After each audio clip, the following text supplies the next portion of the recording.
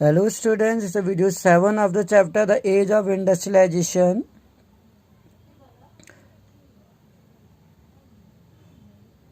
As of revolutions की अगर हम बात करें तो कंजर्वेटिव्स जो थे regimes try to consolidate their power, यानी कि एज जैसे कि जो कंजर्वेटिव्स थे यानी रूढ़िवादी व्यवस्था वाले थे, रिजाइम्स कहते हैं व्यवस्था, जो रूढ़िवादी व्यवस्था वाले लोग थे, regimes try to consolidate their power, यानी कि अपनी ताकत को मजबूत बनाने की कोशिश कर रहे थे।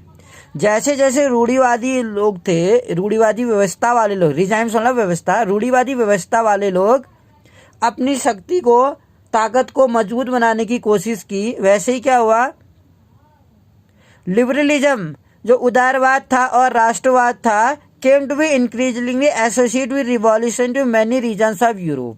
तो वैसे वैसे यूरोप के अनेक क्षेत्रों में उदारवाद और राष्ट्रवाद को क्रांति से जोड़कर देखा जाने लगा।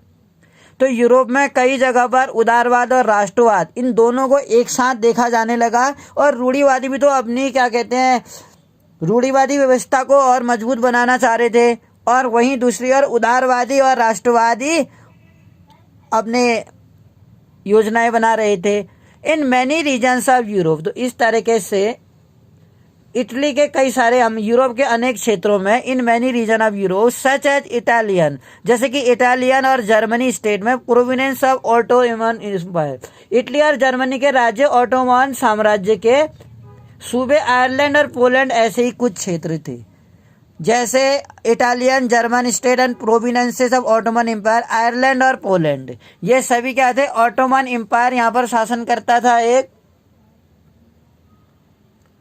इन क्रांतियों का नेतृत्व उदारवादी राष्ट्रवादियों ने किया। दी रिवॉल्यूशनरी जो थे, जो क्रांतिकारी जो थे, ये क्रांतिकारी, ये जो क्रांतियां जो थी, रिवॉल्यूशन जो थे, इनका नेतृत्व व लेड बाय लिबरल उदारवादी राष्ट्रवादियों ने किया। इनका नेतृत्व बिलोंगिंग टू द, वो कौन लोग थे, जो उदारवादी राष्ट्रवादी थे और जो इन क्रांतियों का नेतृत्व कर रहे थे, जो हम कह सकते हैं रूढ़िवादी विचारधारा के बिल्कुल फेवर में नहीं थे, वो लोग थे एजुकेटेड, शिक्षित लोग थे वो लोग, मध्यम वर्गीय लोग थे वो, मिडिल क्लास थे, elite among whom were professor, और जिसमें प्रोफेसर भी थे, स्कूल के अध्यापक थे, क्लर्क थे, और member of the commercial middle class. और इस तरह से कॉमर्शियल जो थे, वाणिज्य व्यापार में लगे मध्यम वर्गीय लोग शामिल थे इसमें, यानी पूरा एजुकेटेड समाज था वो, एक लिबरल नेशनलिज्म को एक साथ देख रहा था और इस रिवॉल्यूशन में, इस क्रांतियों में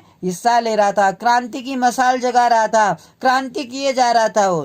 first upheaval took place in France in July 1830, जो प्रथम विद्रोह था फ्रांस में जुलाई में 1833 में हुआ है पहला विद्रोह।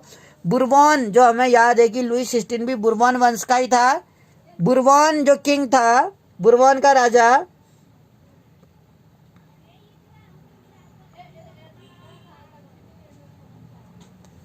जो बुर्बो राजा था, जिन्हें 1815 के बाद रूढ़िवादी प्रतिक्रिया के दौरान सत्ता में बहाल किया गया था।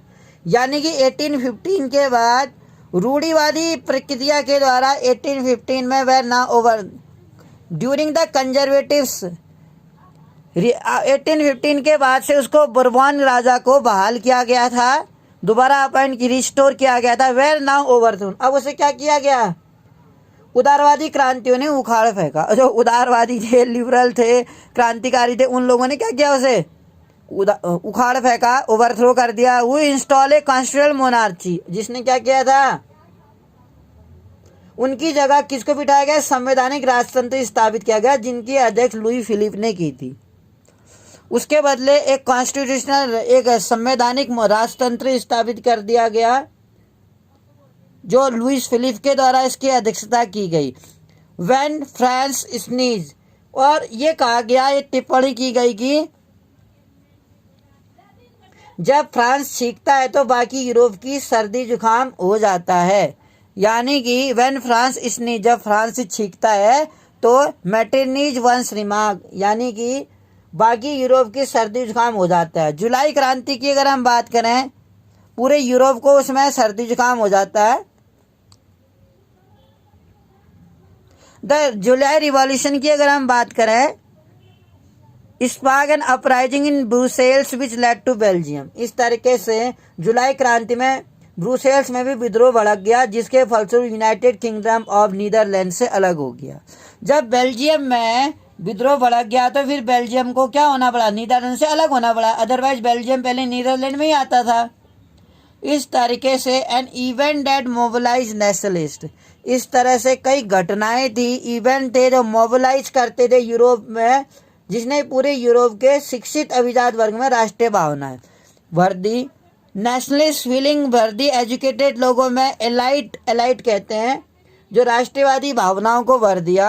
Across Europe was Greek war of independence, और यह थी यूनान का स्वतंत्रता संग्राम। एक इवेंट, एक घटना जिसने पूरे यूरोप के राष्ट्रवादियों में, एक घटना ने पूरे राष्ट्रवादियों में, एजुकेटेड जो लोग थे उसमें राष्ट्रीय भावना का संचार किया था। और यूरोप, वो घटना थी यूरोप का स्वतंत्रता संग्राम। अगर हम बात करें, Greece has been a part of, जो ग्रीस था, यूनान जो था 15वीं शताब्दी में जो ग्रीस था, यूनान ऑटोमन साम्राज्य का हिस्सा था। जो मैंने बताया था आपको, ऑटोमन साम्राज्य के द्वारा कई सारे राज्यों को डील किया जाता था। सिंस 15th सेंचुरी में द ग्रोथ ऑफ रिवॉल्यूशनरी, और इस तरीके से ऑटोमन साम्राज्य का हिस्सा था जो यूनान, यूरोप में क्रांतिकारी राष्ट्रवाद की प्रगति से यूनानियों को आज़ादी के लिए संघर्ष 1821 में आरंभ हुआ। द ग्रोथ ऑफ रिवॉल्यूशनरी, और जो राष्ट्रवादी थे, जो क्रांतिकारी थे, उनकी जो संघर्ष था यूरोप में, स्पार्क और struggle for independence among Greek. तो यूरोप में जिस तरीके से जो राष्ट्रवादी थे, उदारवादी राष्ट्रवादी जो थे, जो क्रांतियां कर रहे थे, उसी तरह का हम देख सकते हैं कि यूनानियों का भी आज़ादी के लिए संघर्ष स्थापित हुआ 1821 में। और यूनान में जो नेशनलिस्ट इन ग्रीस, यूनान में जो राष्ट्रवादी थे, got support from other Greeks, उनको अदर यूनानियों का सपोर्ट मिला जो उस समय जेल में थे। आप समझ रहे होंगे मैं क्या कहना चाह रहा हूँ, कि यूरोप के अन्य क्षेत्रों की तरह, या यूरोप के अन्य देशों की तरह, जैसे वहाँ उदारवादी राष्ट्रवादी लोग थे जो नेशनलिस्ट कंट्री के फेवर में थे, उन लोगों ने रिवॉल्यूशन किया। और ये रिवॉल्यूशन जो था लोगों में, यूरोप में कई देशों में पनपा, जहाँ पर वो ऑटोक्रेसी के अगेंस्ट थे, इक्वलिटी चाहते थे, कानून की नज़र में इक्वलिटी चाहते थे, साम्यवादी प्रथा को ख़त्म करना चाहते थे, और संपत्ति के एक्वायरेंस के फेवर में थे। यहाँ मैं एक बात कहना चाहूँगा, जो नेशनलिस्ट थे ग्रीस में, उनको उन यूनान वासियों का सपोर्ट मिला जो जेल में थे। यूनान में राष्ट्रवाद को निर्वासन में रहे यूनानियों के साथ पश्चिमी यूरोप के अनेक लोगों का, और इसके साथ साथ also from many waste European, जो अलग पश्चिमी यूरोपियन थे, उनका भी सपोर्ट मिला। एंशियन ग्रीक कल्चर, और इस तरीके से जो प्राचीन यूनानी संस्कृति के प्रति सहानुभूति रखते थे, सिंपैथी रखते थे, जो पश्चिमी यूरोपीय, वो लोग पश्चिमी यूरोपियन के उन लोगों का समर्थन मिला जो ग्रीक के एंशियन कल्चर के, ग्रीक संस्कृति के प्रति सिंपैथी रखते थे, सहानुभूति रखते थे। Poets and artist lord Greece, और उस समय जो बहुत सारे कवि थे और कलाकार थे, उन्होंने यूनान को यूरोपीय सभ्यता का पालना बताया। जो यूनान था उस समय, ग्रीस जो था, क्रेडल ऑफ यूरोपियन सिविलाइजेशन, पालना, यूरोपियन सभ्यता का पालना का, यानी सारी सभ्यता यूनान में विकसित हुई। एंड मोबिलाइज पब्लिक ओपिनियन, और इस तरह से मुस्लिम साम्राज्य के विरुद्ध यूनान के संघर्ष के लिए एक जनमत जुटाया। और किस तरह से जो यूनान के राष्ट्रवादी लोग थे, उन लोगों ने मोबिलाइज यानी कि एक जनमत संग्रह जुटाया, यानी आम जनता थी, उनकी जो राय, ओपिनियन को एक पब्लिक ओपिनियन के सपोर्ट किया। स्ट्रगल अगेंस्ट मुस्लिम एम्पायर, और मुस्लिम साम्राज्य के अगेंस्ट संघर्ष में जनमत संग्रह जुटाने में कामयाब रहे।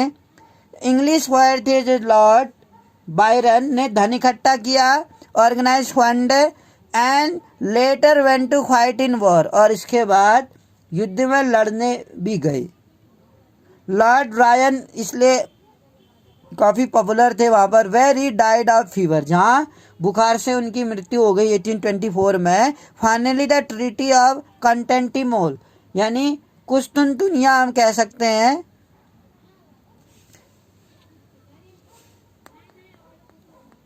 कुस्तुनतुनिया की संधि, इसका हिंदी प्रोनाउंसिएशन जो होता है कुस्तुनतुनिपोल की संधि हुई 1832 में। यूनान को एक स्वतंत्र राष्ट्र की मान्यता दे दी। फाइनली जो ग्रीस था 1832 में संधि के तहत एक स्वतंत्र राष्ट्र बन गया।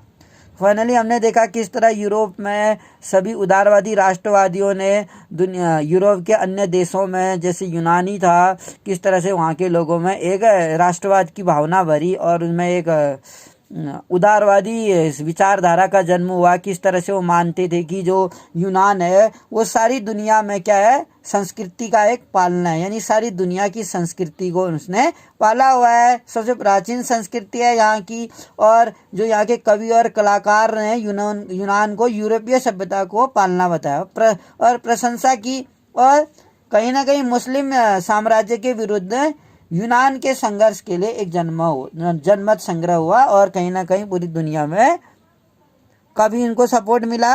जैसे लॉर्ड रायन ने धन इकट्ठा करके लड़ाई में, युद्ध में लड़ने के लिए गए और बीमारी से 24 में उनकी डेथ हो गई। तो बेसिकली अगर हम देखें तो रोमांटिक इमेजिनेशंस अगर हम बात करें एंड नेशनल फीलिंग, जो रोमानी कल्पना जो थी और राष्ट्रीय भावना जो थी वो किस तरह की थी। डेवलपमेंट ऑफ नेशनलिज्म, यानी राष्ट्रवाद का जो विकास है, did not come about only thought war, वो केवल युद्ध से और टेरिटोरियल एक्सपेंशन से नहीं आया, यानी क्षेत्रीय विस्तार से नहीं आया। जो क्षेत्र थे, टेरिटरीज थे, उनका एक्सपेंशन होने से ही नहीं हुआ राष्ट्रवाद की भावना। तो कैसे आई होगी? कल्चर प्लेड, संस्कृति एक इम्पॉर्टेंट रोल निभाती है। संस्कृति ने एक अहम भूमिका निभाई creating the idea of nation, जिसमें क्या था, कला था, पोएट्री थी, स्टोरी थी, म्यूजिक था, एक्सप्रेस से, जिससे क्या हुआ, एक राष्ट्रवादी भावना को गढ़ने में, व्यक्त करने में वह सहयोग मिला। अगर हम बात करें रोमानीवाद की, लेटेस्ट अगर रोमांसवाद की बात करें, तो जो कल्चरल मूवमेंट था which sought to develop a particular form to national sentiment, यानी कि अगर हम बात करें सांस्कृतिक आंदोलन जो एक खास तरह का राष्ट्रीय भावना का विकास करना चाहते थे। जो रोमांटिक्स थे, यानी कि एक पर्टिकुलर नेशनलिस्ट सेंटिमेंट्स, यानी कहने करते एक खास तरह की राष्ट्रीय भावना, सेंटिमेंट्स होने होता है भावना, राष्ट्रीय भावना का निर्माण करना चाहते थे। रोमांटिज्म हम देखें एक ऐसा सांस्कृतिक आंदोलन वी सॉ टू डेवलप, जो क्या था, एक खास तरह का, एक विशेष प्रकार का राष्ट्रीय भावना स्पीच करना चाहते थे। रोमांटिक आर्टिस्ट जो थे, जो रोमानी कलाकार थे, रोमांटिक आर्टिस्ट एंड जो कवि थे, जनरली क्रिटिसाइज, वो क्या करते थे, क्रिटिसाइज करते थे तर्क वितर्क और विज्ञान के महिमा मंडल, जो ग्लोरिफिकेशन ऑफ रीजन्स था। और साइंस की अगर हम बात करें, विज्ञान की महिमा की अगर हम बात करें, जो विज्ञान की महिमा थी, तो किस तरह से फोकस किया उन्होंने, फोकस इंस्टेड ऑन इमोशन, विज्ञान के महिमा की आलोचना की और उसकी जगह भावनाओं को, जो विज्ञान को इग्नोर कर दिया, और इमोशन जो भावनाएं हमारी, और इन्यूट्यूशंस जो हैं जग भावना, और अंतर्दृष्टि है, इमोशन उन्हें भावनाएं, और इंट्यूशन का अर्थ होता है अंतर्दृष्टि, एंड मिथिकल फीलिंग्स जो हमारी हैं, यानी कि रहस्यवादी भावनाएं, बहुत रहस्यमयी भावनाएं होती हैं। Their effort was to create, और जो हम कह सकते हैं इनका जो प्रयास था, एक साझा सामूहिक प्रयास था, effort to create sense of shared collective heritage, a common culture था, पास at the basis of nation, और सांस्कृतिक अतीत को राष्ट्र का आधार बनाया जाए। अदर जो रोमांटिक्स थे, अगर हम बात करें, जर्मन दार्शनिक जो थे, रोमांटिक्स जर्मन जो फिलोसफर थे, जोहान गोटफ्राइड, यानी कि जो जोहान थे, गॉटफ्रीड हर्डर उनका नाम था। उन्होंने ये दावा किया कि जो claimed true German culture was to be discovered among the common people. जो राष्ट्रवाद की अगर हम बात करें, अगर सच्ची जो जर्मन संस्कृति है उन्हें आम लोगों में नहीं थी, उन्हें आम लोगों में दिखती थी सच्ची संस्कृति। डास वोल्क की अगर हम बात करें, आम लोग जो जर्मन भाषा में बोलते हैं, कॉमन पीपल, जिसको डास वोल्क बोला जाता है, it was thought folk song. और बेसिकली जो राष्ट्र की सच्ची आत्मा है, अगर हम सच्ची आत्मा की बात करें, ट्रू स्पिरिट की, तो फॉल्क सॉन्ग वो किन में निहित है?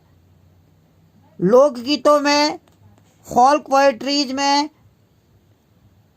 जन काव्य में और लोक नृत्यों में। यानी कि फॉल्क पोएट्री, फॉल्क सॉन्ग और फॉल्क डांस में, यानी कि लोक नृत्य में, जन काव्य में और लोक गीतों में, लोक नृत्य और लोक गीतों में पॉपुलराइज करते हैं। जो इसलिए लोक संस्कृति को हम एकत्र करेंगे projects of the nation building. एक राष्ट्र को बनाने में जो लोक संस्कृति है, लोक गीत है या लोक कविता जो है, वो काफ़ी इम्पोर्टेंट स्थान निभाती है।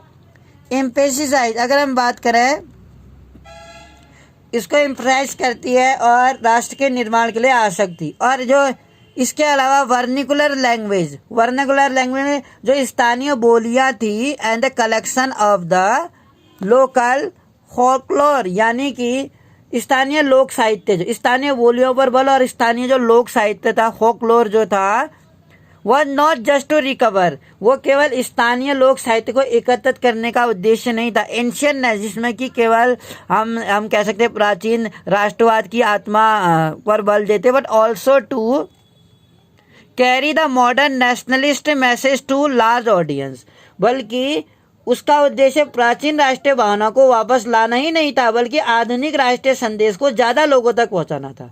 अब प्राचीन राष्ट्रीय भावना के साथ साथ नया आधुनिक राष्ट्रीय संदेश भी तो लोगों तक पहुंचाना जरूरी था। और उन लोगों में जो मोस्टली क्या थे, इलिटरेट थे, पढ़े लिखे नहीं थे। This was specially so in the case of Poland, और खासतौर पर पोलैंड पर लागू होती थी ये बात।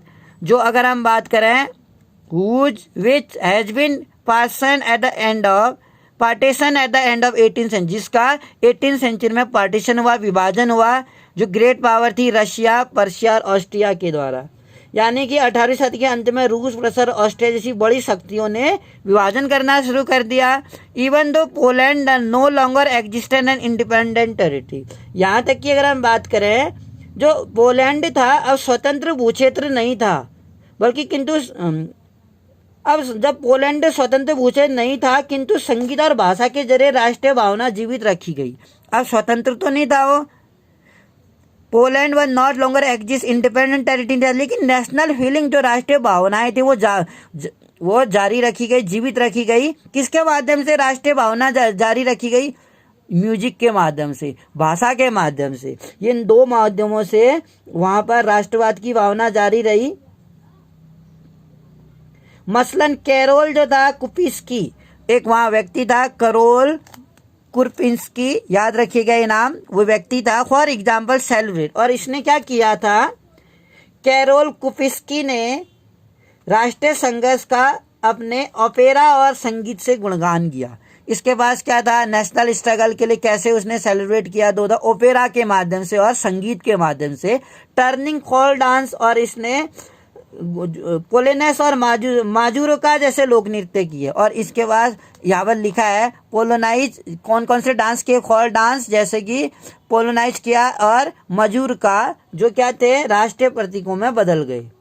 पोलोनेस और माजूरुका एक लोग वहाँ के फॉल्क डांस से काफ़ी पॉपुलर, और इस तरह से पोलैंड में इस गीतकार ने, हम कह सकते हैं करोल कुरपिंस्की ने बहुत ही इम्पोर्टेंट रोल निभाया। और हम कह सकते हैं कि जो भाषा होती है, अभी तो हम बात करते हैं संगीत की, लोक नृत्य की या कविताओं की, जो क्या करती हैं, एक देश में लोगों के लिए राष्ट्रीय भावना क्रिएट करती हैं, उदारवाद को बढ़ावा करती हैं। एक लैंग्वेज और इसी तरह से भाषा भी राष्ट्रीय भावना के विकास में, और लैंग्वेज भी इम्पोर्टेंट रोल निभाती है। फिर नेशनल, यानी लोगों में नेशनल की भावना कैसे आती है, वो कौन से ऐसे तत्व हैं जो लोगों में राष्ट्रवाद की भावना क्रिएट करती है।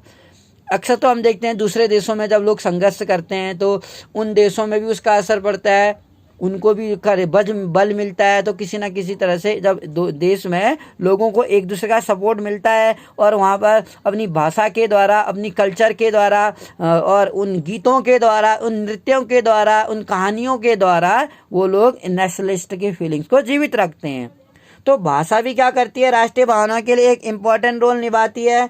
और रूसी कब्जे के बाद अगर हम बात करें, जो नेशनलिस्ट कमिटमेंट थे after Russian develop national, this जो भावना है, राष्ट्रीय भावना, सेंटिमेंट्स इन भावना, राष्ट्रीय भावना को जीवित रखती है भाषा भी important role. After Russian occupation, यानी कि रूसी कब्जे के बाद पोलिस जब पोलैंड पर रशिया ने ऑक्यूपेशन कर लिया तो language was forced out of school. तो रशिया में क्या होने लगा, कब्जे के बाद पोलिश भाषा को स्कूलों में बलपूर्वक हटाकर, तो जो पोलैंड की भाषा थी पोलिश भाषा, उसको जबरदस्ती स्कूलों से हटा दिया गया और रशियन भाषा को जबरदस्ती वहां पर लागू किया गया। रशियन लैंग्वेज और इम्पोज, और हर जगह पर रशियन भाषा थोप दी गई।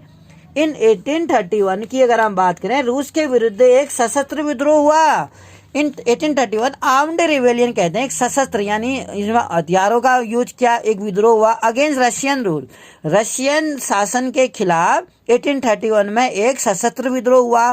Took place beach was ultimately crushed, और जिसको क्या किया गया, आखिरकार कुचल दिया गया। इसके अनेक सदस्यों ने जो फॉलोइंग मैनी मेंबर्स जो थे ऑफ द क्लर्गी, जो पोलैंड में बहुत सारे क्लर्गी थे, बिगेन टू यूज लैंग्वेज, वो क्या करने लगे, इनके अनेक सदस्यों ने राष्ट्रवादी विरोध के लिए भाषा को एक हथियार बनाया। यानी राष्ट्रवादी विरोध के लिए, यानी राष्ट्रवादी विरोध तो था ही, वहां पर नेशनल रेसिस्टेंस, राष्ट्र का विरोध था ही, तो भाषा को एक इम्पोर्टेंट अधिकार बनाया।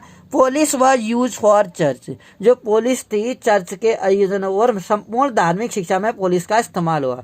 तो जितने भी चर्च के एक्टिविटीज होती होंगी वहाँ पर, चर्च में फादर कोई भी शादी वगैरह या कोई भी ऐसे या प्रेयर होती होंगी, वो सब पुलिस भाषा में होती थी। Use for church gathering, church में या जो धार्मिक शिक्षा जो होती थी, धर्म की शिक्षा, रिलीजियस एजुकेशन, उसमें वो पोलिश भाषा का इस्तेमाल करते थे। रिलीजियस इंस्ट्रक्शन में भी। एज ए रिजल्ट इसके परिणाम में क्या हुआ, large number of priest and bishops were put in, जो बड़ी मात्रा में जो प्रीस्ट थे, पादरी थे और बिशप थे, उनको जेल में डाल दिया। रूसी अधिकारियों ने उन्हें सजा देते हुए साइबेरिया भेज दिया। तो जब जेल में डाल दिया तो वहां पर जो बहुत सारे रूसी अधिकारी जो थे